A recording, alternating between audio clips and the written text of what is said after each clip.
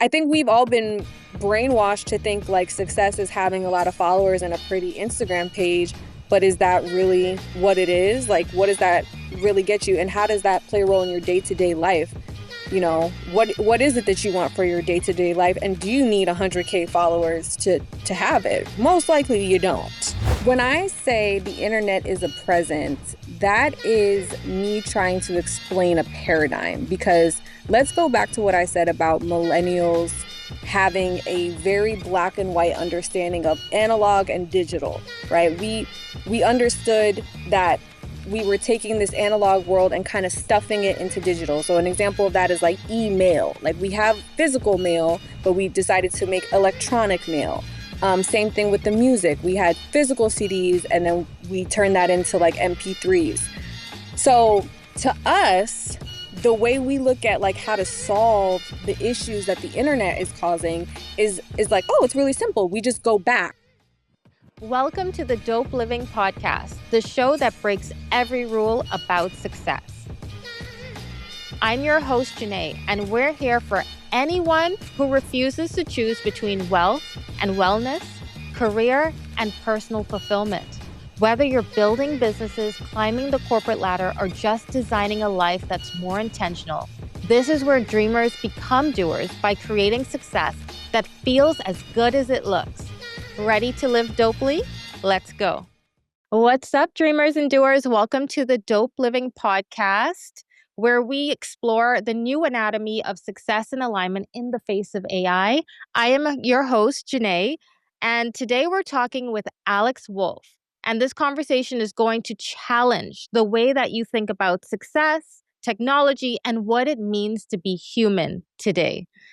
Alex is an award-winning tech philosopher, I should say, author and model who's been named Fast Company's 100 most creative people in business.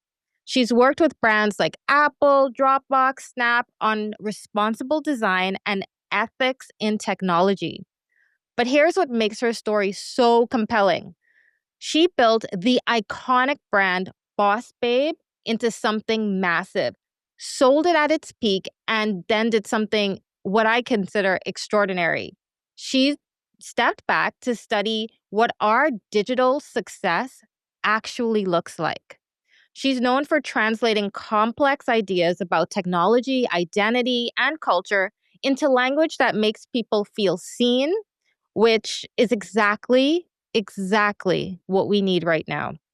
Because what makes Alex most remarkable, in my opinion, isn't just her like daringness. And Alex, I'll get into that whole conversation later, but I've been following Okay. you and I must say, I am obsessed with your ability to be you, um, you Thank in you. every aspect, but still have this, like, no one would expect the tech philosopher aspect. And I think that's what makes you so interesting to me and compelling. And I have so many questions. um, but you've lived the creator dream, the creator economy dream, then got curious about what it was doing to your decision making, energy, and ability to build sustainable success. So here's why it matters right now. We're living through the most significant transformation in human history, not just technological, but psychological. We are the first generation trying to build meaningful careers while our brains are being actively distracted. And we're being rewired by systems designed to capture our attention, but not necessarily our success. So Alex has spent years mapping out what she calls harmful, antiquated paradigms about technology. And today we're diving deep into questions like, how do you recognize when your decision making is being altered? What does a conscious wealth and health look like? And how do you design a life so intentionally awesome in our day and age that people can't help but say, that's dope? So this is literally pure dope living territory, refusing to choose between your wealth and your wellness, and maintaining your sanity, in all honesty.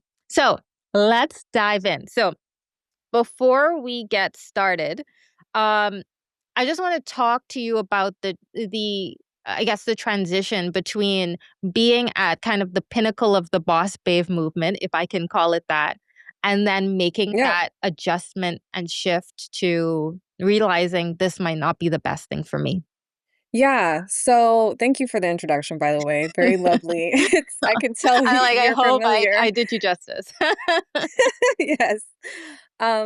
So for the listeners, yeah, I started the company Boss Babe, which was a big deal at the time because at the time there were no like pink business focused brands. So what that brand really did for culture is it said, not only are women in business, but women are in business and we want to dress how we want to dress. We want to still wear heels or, our hair a certain way. We don't want to sacrifice our identity or our self-expression in the name of professionalism.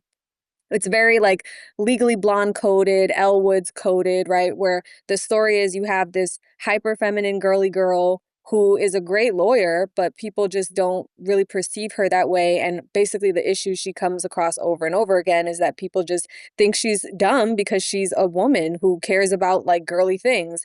And so that was my experience. And I was very young when I started the company. I hadn't even really asked myself what I wanted to do or be.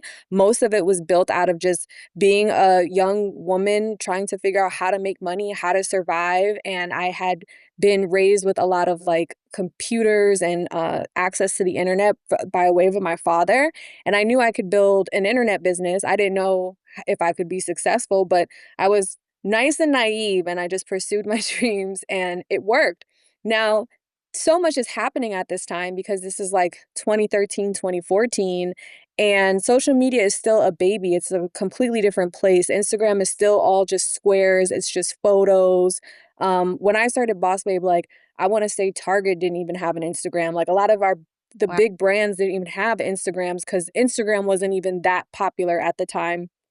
So what happened little by little is I became a little internet famous. I think at like 100K when that account had like 100K followers, 200K followers, I started getting the celebrity treatment and I started getting access to all these like cool parties and exclusive events. And of course, I was loving it and I still love things like that. But what I was noticing was like, like this event is all about the backdrop. Like Mm, people aren't actually talking in here. Everyone's actually just scrolling through their phone, tagging each other and going home. And like we're kind of pretending we're having a good time, but this is all optics. mm, And so little things like that started to concern me because I was like, I had already been, knee deep in social media, but as the whole world was starting to get into social media, I was like, I don't like America's already like super shallow as it is, and we influence the rest of the world. But this was like entering a whole new dimension of like shallow behavior. mm, And I was like, what's going to happen to the world if we're all just becoming like these Instagram kind of prototypes where everything's just about your profile and your internet persona as opposed to like who you are in person. Not to say I'm the most amazing person in real life, but just as an observer, as like a natural kind of, I think as a sociologist, like a lot of us do, I'm like, what's going to happen to our culture if we're going in this direction?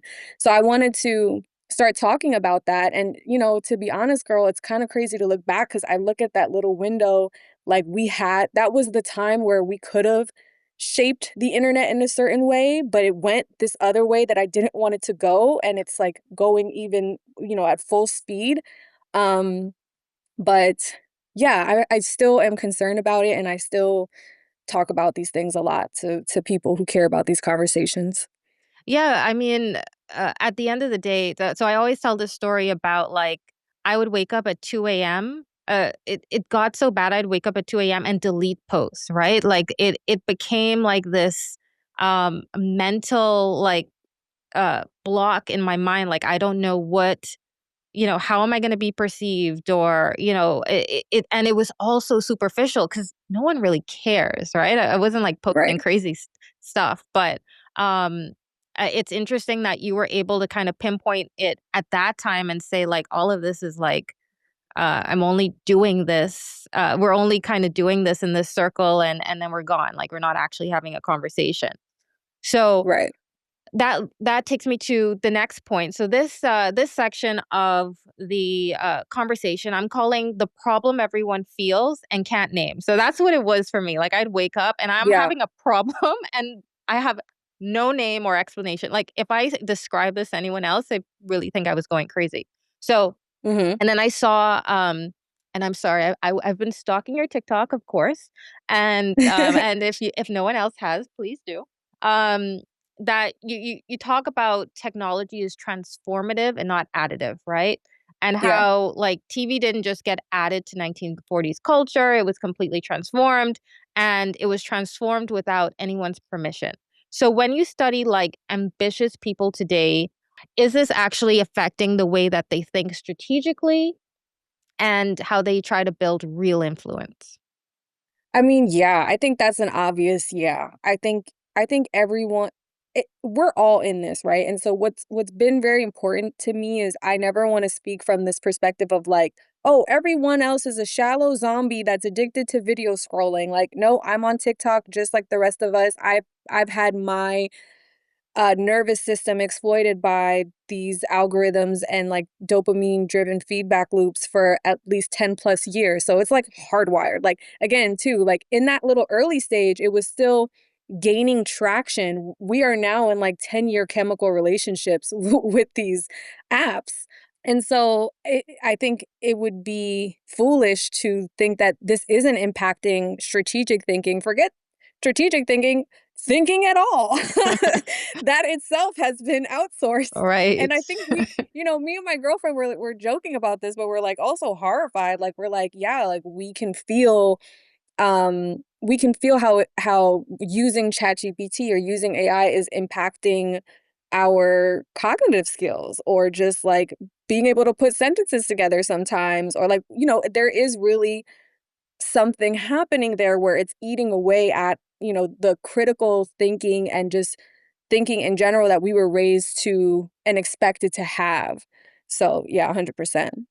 So interestingly, you've noted that we all have obsessive blind technophilia and adopting tech without analyzing consequences.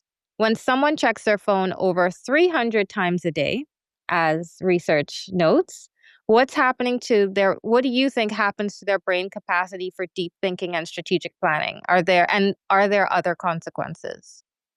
Yeah, well, for me, it's probably 600 times a day. But, I'm not a scientist, but I don't think we have to be scientists to know that our attention spans have definitely been shortened, right? And I think on top of that, we built a culture of interruptions. Like these apps were built on notifications. And that was the idea was like, you're a human being living your life, and this app is designed and for some reason feels entitled to constantly say, hey, look, irrelevant pieces of information. Look at this irrelevant piece of information. And so Yeah. that's just happening over and over again. And the brain's kind of going like, wait, but maybe this is slightly relevant, or maybe it's not relevant, but it's engaging my eyes and it's somewhat entertaining. And that Mm, happening over and over again, no, it dulls down your focus. It dulls down your appetite. It's just like if you are given a diet of nothing but pure junk food and sugar, and someone hands you a plate of kale and broccoli, you don't have a palate right. for Your that. whole palette So changes. our palate has been manipulated, and we don't really have the same appetite for books and long form conversations, and we don't really have that same capacity or palate at this moment. It's interesting though, because like you say, millennials, and you said I saw you say like millennials, of course, are on like on the border, right? We've experienced it all, right? So I think like a lot of us know the long form content, but now we're so distracted and there's just so much more kind of going on. But how do you view us as actually and I say us, I'm talking about millennials now taking in content relative to like a younger generation, the Gen Zs, for example? Yeah. So, just to give everyone listening some more context, what we're speaking about is how millennials are unique in one sense. What makes us different than every other generation in the world is that we were raised in an analog culture, meaning before the internet. You think of those days of playing outside, coming home before the lights come on, that kind of like, those fond memories we have as a child. Mm-hmm. Our parents and grandparents also came from analog culture. So there was this expectation that we too were going to grow up into this analog culture. When the internet came into the scene, because our tech philosophy has this positioning or posture that technology is additive and not transformative, we thought, oh, this is analog culture. We're just going to add the internet and it's going to be the same culture just with the internet. Mm. The internet transformed our culture where everything became digitized, everything became pixels, entire Mm. industries melted in front of our eyes. Music used to be physical, now it's streaming. Movies used to be physical, now it's streaming. Everything is now a pixel. The whole economy is shifting. It's changing political landscapes, it's changing economic landscapes. We're in a completely different world. Now, what makes millennials so unique is that as this initial transformation was happening from analog to digital, which it's still happening. I believe it's going to be like a 50 to 100-year period of adjustment. We're just in the early infantile stages.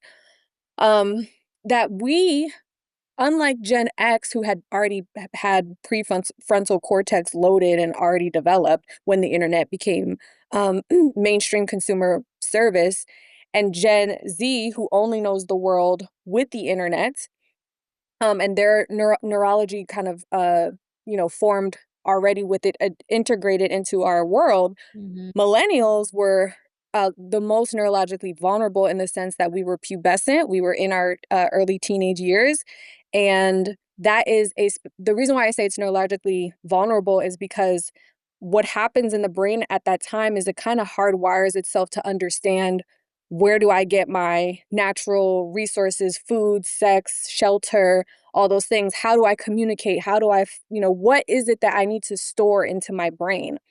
Now, we were on the internet, we were using things like buttons and top eight and these behaviors, internet behaviors and features that in themselves were mostly designed by young, socially awkward, usually young men who might have had difficulty, engaging in the analog world and literally sought to build these features as a way to interface with other human beings.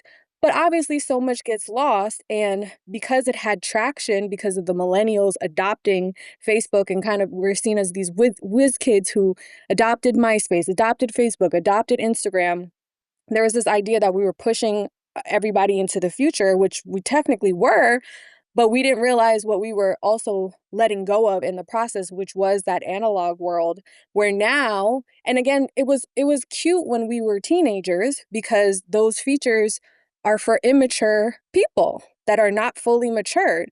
But when you're in your 30s and you're dealing with a person who is like using LOL to end a conversation, or there's just weird digital etiquette that our parents can't help us navigate through. um it's like this is not proper software or technology for us in our adult stages. Why is it that I'm still using like buttons as a 33-year-old to like determine my economic stability, like, or like social, I like, think you're saying it so, so but perfectly because millennials have I think we're the hardest time that millennials have with kind of this transition now is that things have changed so fast and we're so much more mature now that we can't figure out how to survive and thrive on the internet and with social. Like we're still doing stuff from like when like you say 2013, 2014, when Instagram was just squares and we can just post pictures. Now there's a whole thing going on. Can you describe like that transition? Like what is that hill that we're having a hard time getting over? so it's like, have you ever heard of that analogy of the boiling frog?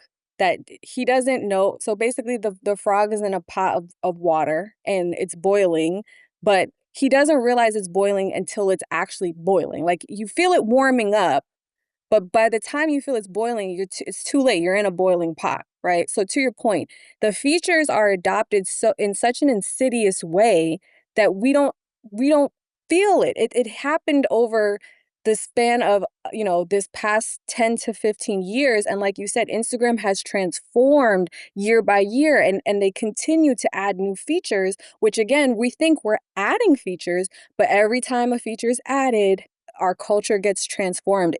I find that sometimes even the most subtle differences create the biggest impact. One of my favorite examples is when after Instagram stole the stories feature from Snap, which by the way, that was like a huge moment in like social media history. Mm-hmm. Huge moment. I remember it.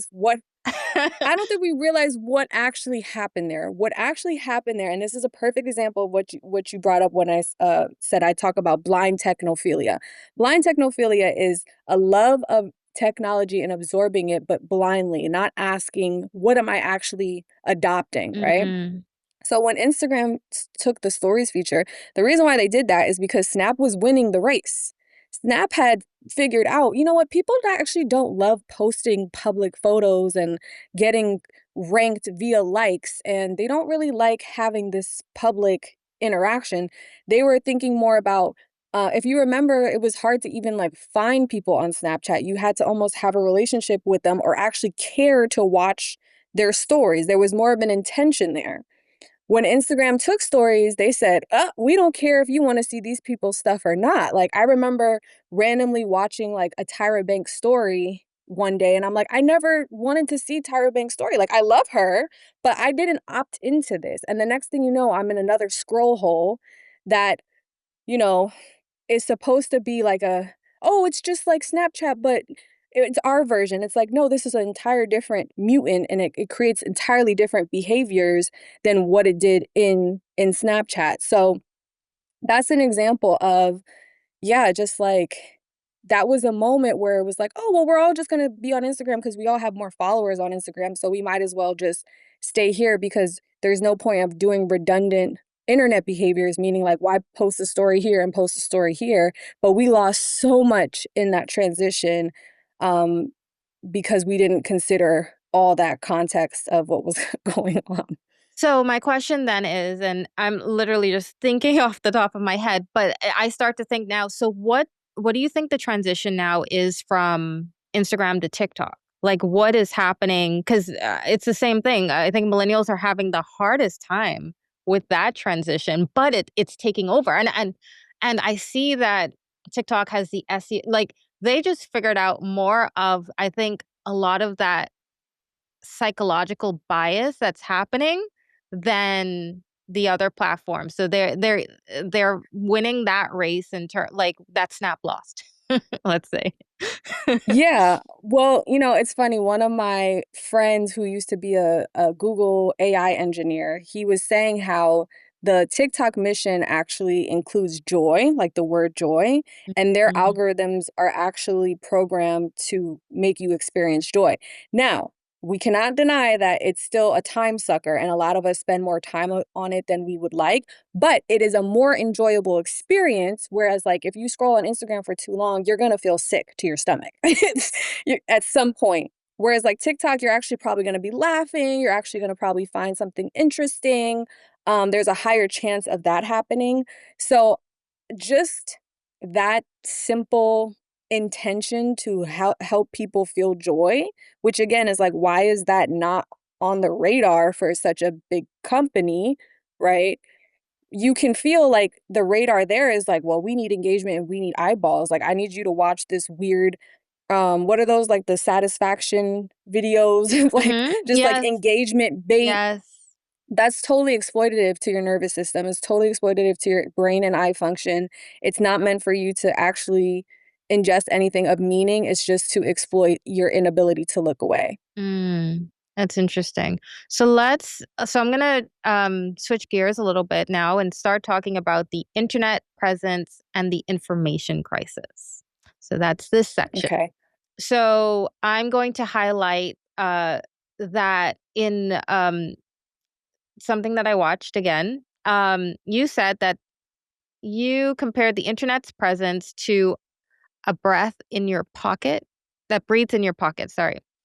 How do you think the shift, how do you think like the shift right now that's happening is changing how people make decisions about their career and life? And I ask that question specifically because, and I'm going to start to bring LinkedIn into it, right? Because one of the major changes that's happening for millennials, at least, is how you develop in your career and subsequently your life, right?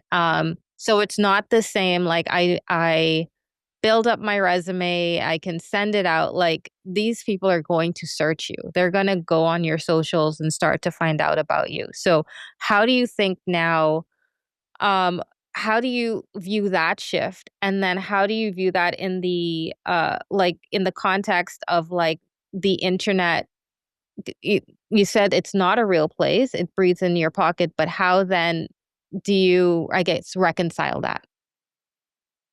Yeah, there's a lot going on in that question. So wait, let's unpack that. Yes. Um, when I say the internet is a present, that is me trying to explain a paradigm because let's go back to what I said about millennials having a very black and white understanding of analog and digital, right? We understood that we were taking this analog world and kind of stuffing it into digital. So an example of that is like email. Like we have physical mail, but we decided to make electronic mail.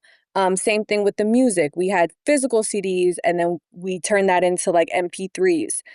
So to us, the way we look at like how to solve the issues that the internet is causing is like, oh, it's really simple. We just go back. We just go back into doing, we get rid of the phone and we go for a walk and we touch grass and we take a break and we delete our social media, and that cannot be done without putting yourself at a legitimate financial and social risk of isolation, right? So to your point, now if you want to have a good job or, have a good career, you're expected to be on LinkedIn, to have a social presence. The people who have a social presence have a competitive edge in almost every industry. Um, and so it's like, yes, you can decide to kind of opt out of the digital world, but that again does not come without also increasing your risk of isolation. Now, if we say instead of this black and white of, oh, well, the simple fix is go to analog, and we see the internet not as a destination, not as like a place you can go and not go, because again, that's how it was introduced to us. We used to be able to log off. Again, the Gen Z doesn't even understand logging off. That's not a thing, and it will never be a thing again, right? The internet is integrated into our life in the same way that electricity is, that cars are. Again, you could live in the suburbs and say, well, I'm just not going to have a car. Cars kill people. Well, how are you going to go to the store? How are you going to pick up your kids from school? You need a car. The whole environment is built around the car, just like this whole environment has been built off of this smartphone. So with that being said, um, it's just helpful for us to think like, well, if the internet is a presence, then do we still have to use platforms that were designed during the time when the internet was stationary, when I could turn it on and off? Because again, Meta started as Facebook, which was a desktop website. Right. And it has morphed and morphed and morphed and added and bought and transformed and mutated into what it is now, but its roots come from an antiquated paradigm of the internet being a destination when it's actually a place. Well, how refreshing is it to think about what inventions or what social platforms can we build with that context, that the internet is this, ever going place, not to mean like you have 100% access to me, but how can we design more thoughtful social apps that are actually, helpful for millennials and everyone else, that don't cause health epidemics, that don't exploit our attention to the point that our political and economic stability is this volatile. Like, Yeah. is that too much to ask? Well, So, it's interesting. So I had a conversation with a lady called Melinda Whitstock, and she was one of the episodes on dope living, and she talked about, of course, our sovereignty. Right, we're at risk, of course, now with AI of our digital identities being stolen, but at the same time, these apps are going after our primal instincts, right? Like, how do we survive? How do we, get kind of the most basic, uh, or meet the most basic needs that we have. Right. Um, and how can we build apps and programs? And let's just say, I mean, in her case, she's using the blockchain to kind of build out that sovereignty. But at the end of the day, these app can we win the fight against these apps going against our human, or going for our most basic human instincts? Well, I think the better question is, what else are we supposed to do? Not fight? Because it's like either we fight and try or we just lay back and let it happen. Mm, So it's like I don't have the answer if we're going to win, but I have the answer of like, I'm not going to just let it happen without talking about it and bringing awareness, especially because the awareness is so low. Like to your point, we all feel it, but we're too distracted and it's become so normalized that it's hard to articulate. And I don't think we understand, again, the magnitude and how much this world has transformed in just the past 10 years alone. Just the mm. past 10 years, let alone 20, let alone 15. So yeah, I mean, I don't know if we're gonna win, but I know I'm not gonna not put up Yep. a fight. Well, how I can tell that we're in a crisis, and Tell I'm me. gonna be super frank. Gen Zs, they're scaring me. Like, we all know a Gen Z, and we're all kind of exposed to them. But the fear that they have, like the fear that, uh, and it's more of a, I think, a mental health issue, right? That, like, you've got a lot of Gen Zs that just are afraid to post. They're on it. They're doom scrolling. They are there, right? But there's Mhm. kind of this fear to put themselves out there, and because at the end of the day, that the internet has become a place where literal fights happen, and the different types of fights, not millennial fights. Like, we were out there and we were face to face. Now these We fights, fought the natural we way. fought now these fights look a lot different. And then the interaction, obviously, is scary. Like, the way that they interact, and what they're like, their foundation and ethos is so much different than I'm used to, and I'm trying to get used to it, and I don't know the answers to fight it, Well, or get ready because to help really. those are our generational neighbors. But you bring up a good point, is that healthy cultures have more harmony between generations. So in every healthy culture, you have your youth, you have your adult, you have your like midlife, and then you have your elderly, right? And in healthy cultures are not perfect. There's still violence and murder and crime and poverty in healthy cultures. Not a majority, but at least some, right?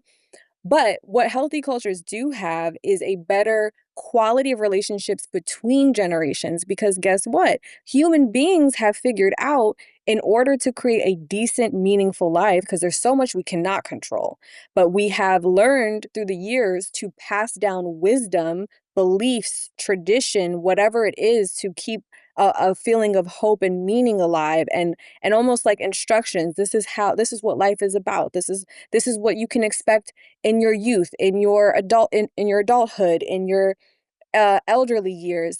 And there's supposed to be a more cohesive connection between all of us. You're terrified. We're terrified of the generation, our neighboring generation. They're right there. We should feel more like brothers and sisters, not like, oh my God, you're on a whole other planet and like we're speaking different languages. This is the this is the other threat, because the technology, because it's transforming the world so much, we kind of get locked into our own ways of the way our generation does it. But because the technology changes so much, those generations change, and we're locked out. There's so much threat, and I have a lot of material about this, about the tech literacy gaps being one of the hugest liabilities. It could be something as simple as like your grandma doesn't know how to FaceTime you. Hmm. So if your grandma doesn't know how to FaceTime you, how is she going to talk to you? And does the youth even care to hear from their grandma? Do they know the value of a grandma? Or are they like, oh, ew, you're a grandma, gross, get away from me? Because again, the perception in our culture is like your value goes down with your tech literacy. If you don't know how to use TikTok, you're going to be looked at as like a grandma millennial or whatever. And it's like, wait, what? So like you're throwing me in the garbage because I don't know what yeet means or whatever the thing is, like, Right. and it's going to keep happening and happening.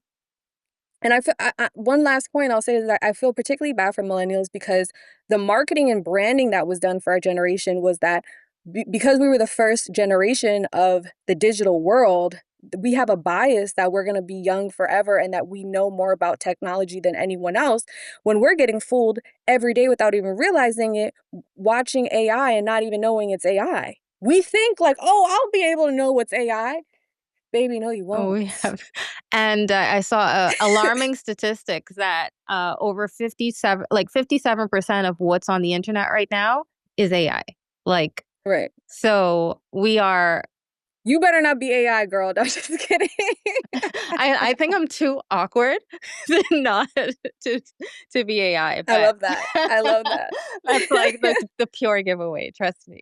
So let's switch over to human-friendly technology and conscious design. I think this is a perfect transition. So you created a framework for human-friendly technology where presence is one of the actual key elements.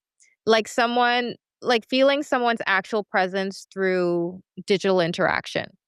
Can you actually explain and unpack that framework? Yes. So remember back in the day when we used to use our phones to call people on the phone? Oh, yeah, for sure. So when I say presence is an important foundation for human friendly design, it's because for our entire history, the way that we communicated in person, or, well, I'll say like with the internet, we have the capability to speak with presence. This is a great example, right? You're live, I'm live. We're using the internet to have a conversation that requires presence. I'm here. So if you say something and I don't respond, it's going to be awkward and it's going to tamper with the nature of our conversation and the quality of it. Hmm. When we're talking about texting, DMs, social posting, a lot of the emails, right? A lot of the technology we're using to communicate doesn't have presence. And so I have a TikTok about how like today's conversations, might start with a text that says hi, and then like there's like no motion, no animation. It's just an awkward, whatever time, and then you get the response. Now, I'm not saying we should throw that in garbage. There's convenience in texting. I'm not stupid, but texting was never supposed to be a primary form of communication. It was supposed to be something where it's like, oh, let me just send this quick message. I'll be able to tell them more in person or more on the phone. Hmm. Um, Other examples of presence in technology design are when you're about to send a text message and you see the three little bubbles and you can see that the person is present and they're typing.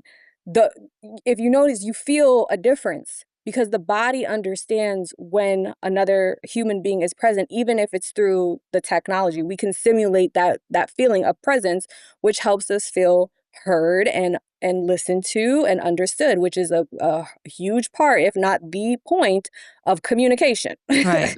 Like, you need Right. to be present. I can't have a conversation with you that is effective if you're not present. So why is it that most of the technology that we're using that can have the capability to integrate presence doesn't do that? Mm.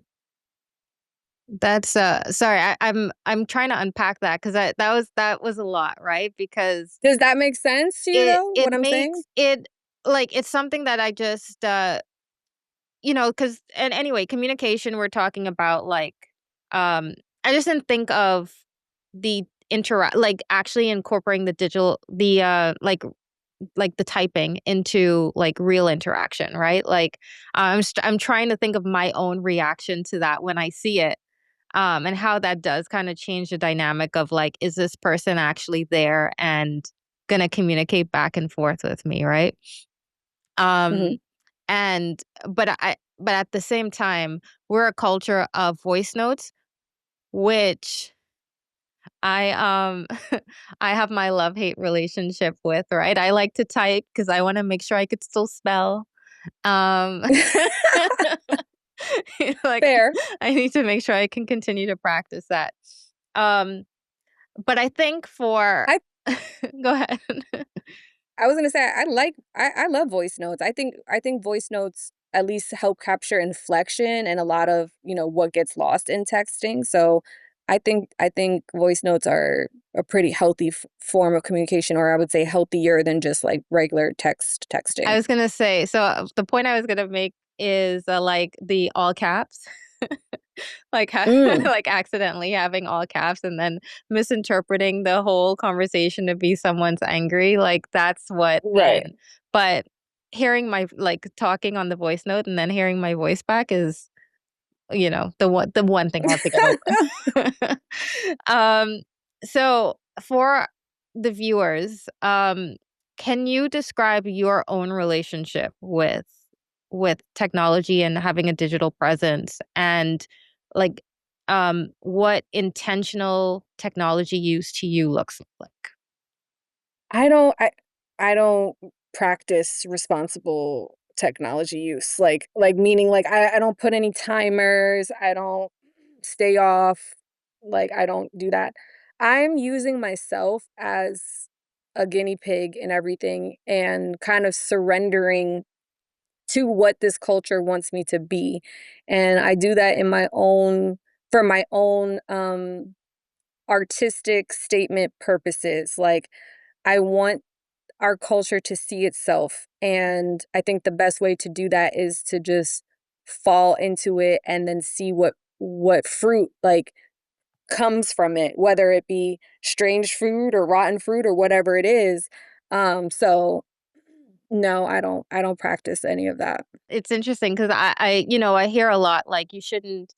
Of course, there's certain rules that you hear over and over again that people you should like not pick up your phone as soon as you wake up, and you have to wake up at 4 a.m., which is that's not what dope living is about. I because personally, I cannot wake up earlier than anyway. I won't say it out loud, but I have a hard time with waking up early, and so like a lot of the mantras and the things that we hear and it's not for everyone obviously and I don't think that like Yeah. you have to like do that to be successful, right? And I think it's the Mhm. same thing if the way that you decide to use the internet, social and technology is the way that you want to use it and you feel and like you actually feel genuinely okay with that and it's intentional to Well, you. and I wouldn't say I do. Like I don't Mm, feel okay with it. Like I've tried to not check my phone first thing, and some mornings I don't, but I I like I said, we have 10-year-long chemical relationships, so it's like, again, I I'm trying to show how this is not a matter of, like, pure willpower or not.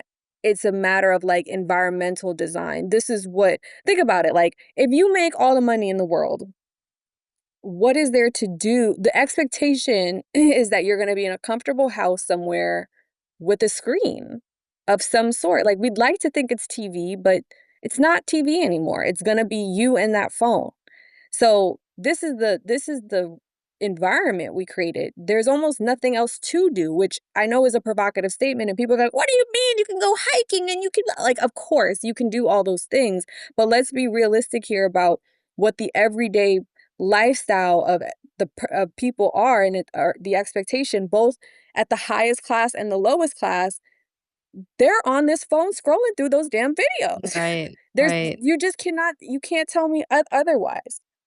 So that brings kind of interesting transition, right? Because like so now when we start to talk about people building an authentic presence, um, like because people are scrolling through videos, so they're consuming content, they're consuming people's from highlight reels to like what's going to help them, be beautiful or smarter or so on and so forth. So what is it like now to try to be on the other side of that, be kind of the video that's being scrolled through and being someone like what's the character let's start there. What's the actual like level set? Like what makes somebody um how do you define influence? Let me ask that first. How do you define influence in uh, on social media? How do I define it? Hmm. Influence is it, our behaviors and activity that get passed down and adopted by multiple people, but it usually has a network effect. So, you know, I I started the pink and black quotes on Instagram that went viral during that like little era for Boss Babe, but there's millions of women who have either made their own pink and black quotes or reposted those pink and black quotes that have no idea who I am Mm. because the network effect, all you have to do is, if you influence a few people and those people influence a few people, it has an exponential spread. And so that's how I would define influence. And to be honest, the biggest influencers usually have the smallest followings because it's almost like a little pyramid underneath them that it grows and the base of it loses track of its roots. So it doesn't even know. Like I got fried on TikTok for saying like Gary Vee ruined the internet because they're like, how could you say one man? And I'm like, it's a hook on TikTok. Relax. Like like hello, we live in 2025. But the point was what one person's idea, one person's aesthetic, one person's, like I said, those behaviors, those activities, those philosophies can trickle down, trickle down to the point where all the people, the millions of people who adopt it will be like, well, Alex Wolf didn't start that. I don't even know who this person is. And it's like, well, that's because the influence chain has created that much separation between the originator and all the people who've adopted whatever was being influenced. So then with that, what do you think, like, how do you help, how would you help someone that's looking for to create that chain, right? Um, Without being performative, let's call it. Like is that a fine line or is how does someone create how do you feel someone creates genuine influence at the start? It's an interesting question because let's unpack what you mean when you say performative, right? Because performative could be like fake, or performative could also be intentionally theatrical. Mhm. And I like to throw that out there because I don't think there's any shame in being intentionally theatrical, but yeah, like if you are avoiding wanting to be fake, the first, I guess, start would be how do you feel? Do you feel like what you're saying is not, does something feel off? Like, do you feel like you're not, is someone kind of like pressuring you to make content or, um, are you being asked to do stuff you don't want to do? Because that's probably your first, like, sign that it's not going to come out right because it's not even coming from like a real authentic place from inside of you. It's coming from like the pressure. So I think those are like interesting questions to ask. And then I would also ask, why would you want to, is it all about having influence? Because there's a lot about having influence that's not rewarding. Like I said, being an original influencer means that you're going to have a lot of people, you're going to start the trend, but a lot of people are going to capitalize and get all like kind of the credit and all the fun stuff from that trend going pop, not from you starting it. So Mm. you're actually more, at an advantage from kind of following the wave, which is what a lot of people do. They follow the wave, then actually start the wave. It's lonely starting that wave, and people don't really understand it in the beginning of the wave. Yeah, so I guess it comes from a place of like, do you need so because the way that success is set up on online, right?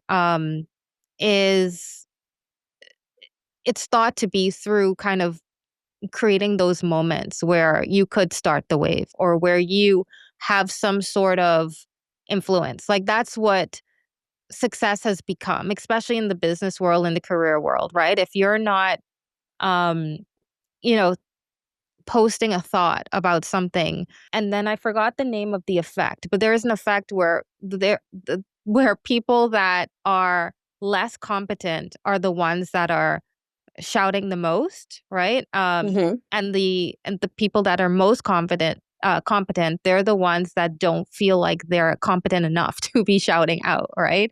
And so we have Right. that dynamic going on. And for someone who is competent enough, and we also know we live in a world where it's not how smart you are, right? It's how you position yourself, and like you don't have to be the smartest person in the room. You have to be kind of, I don't know the word for it, but you've got to present yourself the best almost, right? Mm-hmm. So Charisma. we're living kind of in this dynamic. And so I just wonder, how should people start to think about their own relationship with, and maybe the influence isn't the right term to use. Maybe it is how they think Yeah. about their own present. There's a personal brand. There's different ways to think about it. But I just think some people are really lost in, like, or having that battle in their head. Are they worthy of kind of putting themselves out there and trying to gain that incredibility, let's call it. I think I get what you're saying. I think what we're talking about is like people who seem fake or seem like they're not competent, kind of get the spotlight and kind of build authority just from yapping the most. And it's like, well, where does that put people who actually, like you said, are competent and maybe don't want to do a full internet marketing Gary V, starter pack?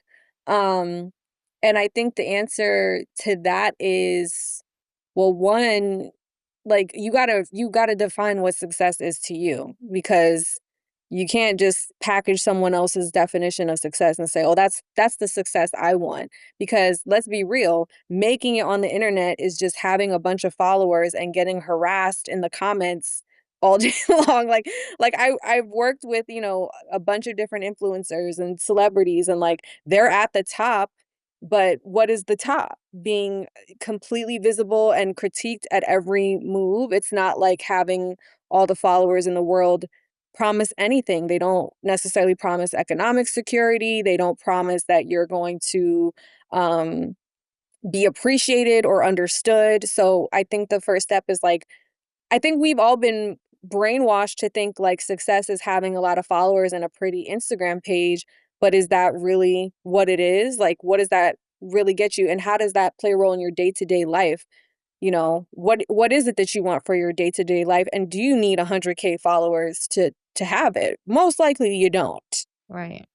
Right. And so a lot of the conversations that we're having is like, how do you that like, can you still create the life you want, right? But not in the way that we think the internet and the world is going, right? Because if you look at it at face value, it's the world is telling you have to have kind of this clear image right now that everyone can see. Like, you've got to put yourself out there, and that's going to at least open the doors.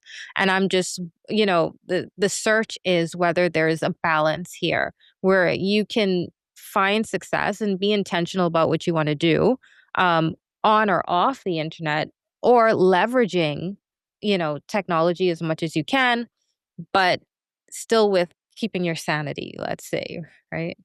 It's a razor thin edge, babe. It's razor thin. I would be lying to be like, yeah, the formula for a healthy social media, it's that toxic. Like It's it's that toxic. So and toxic. people are, you can hire a team to run your social page. Like that's like, one of the options you have, and I know people who do that. So like if that's the type of distance you need, but you know, I love the question and I appreciate it. The question is, how do you stay sane in this media climate where you have this many expectations?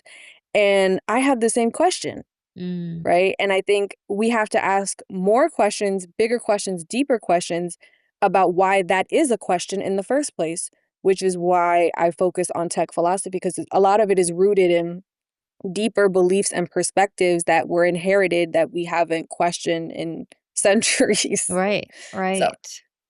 So this is the final section, I promise. So this is the final section, I call it, not question. I have at least two questions left, because this okay. is, I think this conversation is so important to have. At least it opens up. And like you said before, I mean, awareness is kind of where we start with all of this, right? We just have to be aware of where we're going. And then we can start to be more intentional about like what steps we need to take to preserve our culture and our identity and all of these things that, are like unique and sacred to us, right? So looking at your research and experience, what is actually I have a more interesting question actually. What human skills should we be developing as we become more digitally dependent, in your opinion? Yeah. So one is definitely charisma. Mm. I think that's undervalued. And charisma is your ability to make people feel relaxed. Like part of what social media has part of how it's engineered us is like we're really socially awkward. Even millennials who grew up in analog world, we still got impacted by like just interacting over the screen, that we don't really have the best time interacting in person. And charisma really helps people relax and feel like, oh, like, okay, I'm happy I actually came to this event. Oh, I'm happy I came up to this person. So if you can be that person, and it's why I like encourage people to find and tap into their inner socialite, because that is what the world needs right now. We don't need another girl with 100K followers. We need people with charisma that make people feel safe in their bodies and safe in your presence and in your space. So, charisma, emotional intelligence, being able to not only read facial expressions, but give facial expressions, like using all of the natural, communication tools that we used to have way more literacy and understanding of, that we've lost, like that basic human, knowledge and interaction wisdom. Mm-hmm. Um, Mhm. I love that. I actually really love that because gives me hope because I'm awkward and I feel like that could be charisma sometimes. Um, Yeah, and everyone has their own different type of charisma too, which I love. You gotta just tap into yours. exactly. So, one of the things that I want to do at the end of every episode, and I hope I find it, is affirmation. Because at the end of the day, the energy that you put in the world and the words that you say should be returned to you tenfold. And so you always have to kind of speak positively and speak with energy so that we can get the same energy in return. But I've lost everything, guys. So anyway, so we're gonna say something positive about this episode. And so I'm gonna say at the end of the day, um, so where do we start? So we're going to control our relationship with the internet at the end of the day and with technology. We're going to take control. We're going to become aware. And we are going to harness and leverage our most authentic selves wherever we go and wherever we place ourselves. So wherever we decide to place ourselves. And I think that's an important awareness, like you said, Alex, is super important. So I think at the end of the day, our positive affirmation is that we're going to be more aware, we're going to be more intentional about how we see ourselves, how we look at ourselves, first and foremost, and then be able to present ourselves in the most authentic way possible through our own self-reflection and asking ourselves the questions that are important, what's important to us firstly, and not what the trend, not chasing the trends. So that is my not not the most That's polished, the takeaway. That's a good takeaway. not the most polished, but Alex, let me just say I'm so happy and so grateful that you have come on this podcast. I think the conversation is had to be had.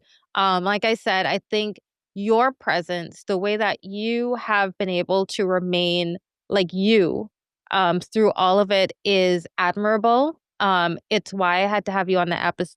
Had to have you here on the podcast for this episode, because one thing that I personally struggle and fight with is that I've always fought this image thing, right? Where I felt, although I have, been in positions where, I can build trading platforms and banking platforms and do all these advanced things, the way people look at me is not that. And that's affected my ability to get into certain rooms because people are judging kind of this piece.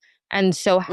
how do we break past, I mean, how do I break past that in terms of like, I can open my own doors, right? If Mm-hmm. if Mm-hmm. if that's going to be the case, if I'm going to be always looked at as girly girl, can't, you know, just kind of judged by one look, how do we create our own doors? And I think you have started a movement just in being yourself, and it's inspired me to figure out Hmm. how I can, build a whole new like persona that is truly me, that's not what others are expecting, and still be able to do what I love, which is talk about AI and the future and building intentional lives and business, right? Like I'm on like I kid you not, I'm on like my eighth business, right? Mm-hmm. And that's the person I am, right? But I don't want to be like put in a box, which is very easy to be done, That's very true. easy for people to do anyway. And so I want other women to be encouraged that if they are in the same position, that there are actually some kick-ass women out there doing some amazing things like you, Alex. So thank you. Thank you. Yes, and I just want to comment on what you said because I think you're doing a great job in just like owning the conversation, and we have to support each other. Like everyone listening to this, like it's there's haters out there. There's people who are, who do have a problem seeing women, powerful women be liberated, be free, and like we can protect each other, we can support each other, and we need each other so that we can make space for each other. I can't do this alone. I can't. Right. I can't. So, yeah, thank you so much for letting me in your space. Well, you've certainly inspired me so much. So um, I'm happy we started there. So thank you for watching this Dope Living episode. Remember, you can catch us anywhere where you get your podcast. And Alex, please tell us where we can find you. I know where to find you. I'm going on TikTok. And I'll tell you, my first TikTok was me following a trend, asking if I'm too old to be here. Just put that up. No, you can't let them know. You just go on and just start posting. Yeah. Um, So, yes, you can follow a lot of my tech philosophy work is on TikTok, and my TikTok is Alex Wolf TikTok. My Instagram is at Alex Wolf, and my monthly newsletter is alexwolf.substack.com. Awesome. Well, thank you guys. And until next time, keep dreaming and keep doing. That's another episode of Dope Living in the books. If this conversation sparks something in you, don't keep it to yourself. Share it, screenshot it, tell someone who needs to hear it. Subscribe wherever you get your podcast and follow at Dope Living for daily inspiration. Whether you're building businesses, advancing your career, or simply designing a life that's more intentional, keep dreaming, keep doing, and keep creating success that makes people go, damn, that's dope. Until next time, dreamers and doers.